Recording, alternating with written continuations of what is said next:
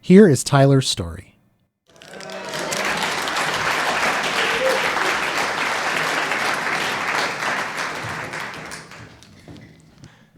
Hi, everybody. Oh, wow. Let's see. I wished someone happy birthday the other day, and they reminded me that it's really about the moms, right? Like, a person being born is, like, the mother is such a big part of that. And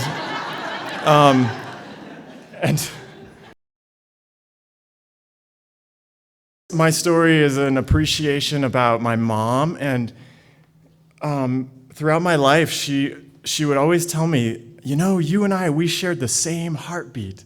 Like, we shared the same heartbeat. We're always connected. And I guess I'd like to share with you about my mother, because I feel such a sense of home in remembering her and connecting with her. And my mom's a really unique individual, as I'm sure all of your moms are as well. But when she was in her 20s, she was diagnosed with Hodgkin's disease, which is it's a cancer. It's a lymphoma type cancer, and she had a little lump in her neck. And I was like 3 years old, and my little brother hadn't been born yet. And so the treatment protocol at that time in the 70s was to have radiation treatment, right? And so you can imagine that was pretty intense for her. She would have to go to the hospital, and she had these little tiny tattoo marks in different places where they would line up the lasers every time she would get her treatment. And I was just this little guy that was holding her hand, and we'd go and together, and I think probably the nurses just watched out for me because my dad was often working, and so I'd like to fast forward now.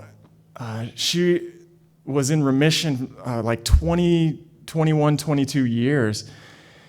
And so I'm in high school, and she just celebrated and felt so great. And I guess I should let you know that my parents did split up when I was 10. So really, literally, my home was with my mother. I was raised by a single mom.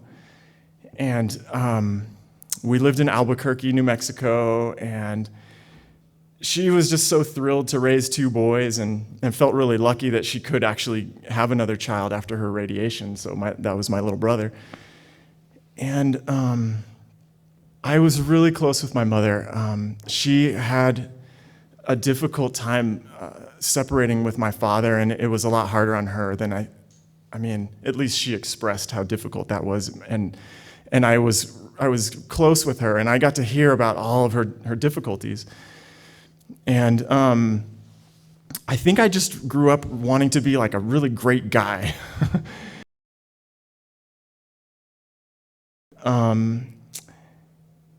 You know, I went to acupuncture school. Some of you know that I'm an acupuncturist in the community, and so I lived in Los Angeles, and she had moved to be close with my grandfather in Arizona, in Phoenix. So we were kind of regionally close together, and she had to go to the hospital, and she called me, and I drove out there, and just to find out what was going on, and her health in her 60s was kind of fragile. And so I recommended alternative natural medicine. I mean, she had a heart condition at that point and had some leg edema, and I was like, oh, Phoenix has this great alternative healing community, and let's find the best naturopathic cardiologist for you. And she was into it. She was way into it. And I felt really great and proud of my mom that she went and visited this cardiologist.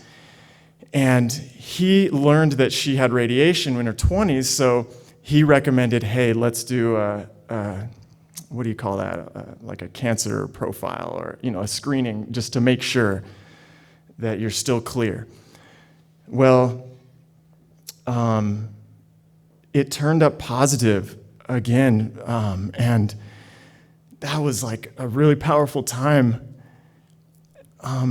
because she was so enthusiastic about this naturopathic path of healing, but she basically quickly got swept right back into the traditional, more conventional medical model.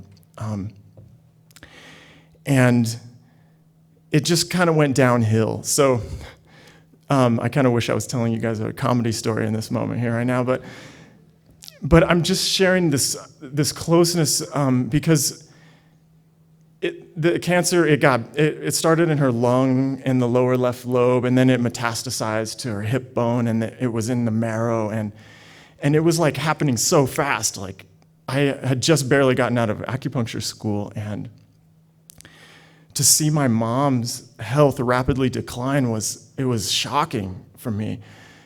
And she had become a born-again Christian, and she had this faith, and it was such faith. It was beautiful. And we used to question each other's spirituality all the time. And, I guess what I'm leading up to here is this moment of being in Mancus, and I was with some friends, and my phone rang, and it was my mom, and I'm like, "Hey, Mom, how are you doing?" And she's like, "I'm not doing good. Like, if you want to see me, you better get out here." And I just had no money. My friend loaned me $500 so I could get on an airplane, and I flew to, I was just starting a business in town, and I just had to drop that and fly down to visit my mom.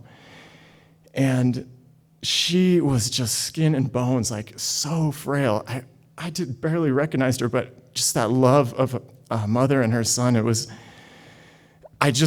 I stepped right in, and I was doing everything I could to help her out. I mean, instead of those Ensure medical shakes that she was having to drink, I went and made her these probiotic smoothies with fresh fruit and all this, and she was really thrilled. And we had this talk. I was sitting with her on the couch, and she was describing to me now, because the cancer had metastasized to her brain, that she was having radiation treatment to her brain. And I was like, wow, what's that like, And she just very step-by-step told me, she's like, yeah, the first couple times I went in, I went fine. I walked out, it was okay. And then on the 7th time, this is a 10-course treatment session, she's like, on the 7th visit, I went in for the treatment, and I walked out just like all the other 6 ones before that. And I was walking through the cafeteria, and this is what she did with her hand. She just went like this and said, "Whew." And she swept her hand right out in front of me. I mean, I knew exactly what she meant, and I don't even know if there's a word for that. But I had this feeling like I knew that was it for her. This was it, and I was holding her hand, and she was reaching out to her Savior on the other side. And I just feel so fortunate to be able to have that experience with her.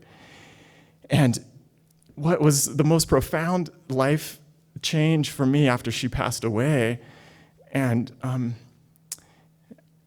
being such a good guy for her, and I guess I found a spirituality that includes this divine mother that is everywhere, that's holding everything. And even when I wept over and mourned her death, I guess in that bottomlessness, I felt the rock of what's giving birth to all of life. And so that was the special thing that I really wanted to share with you guys tonight. So thank you very much.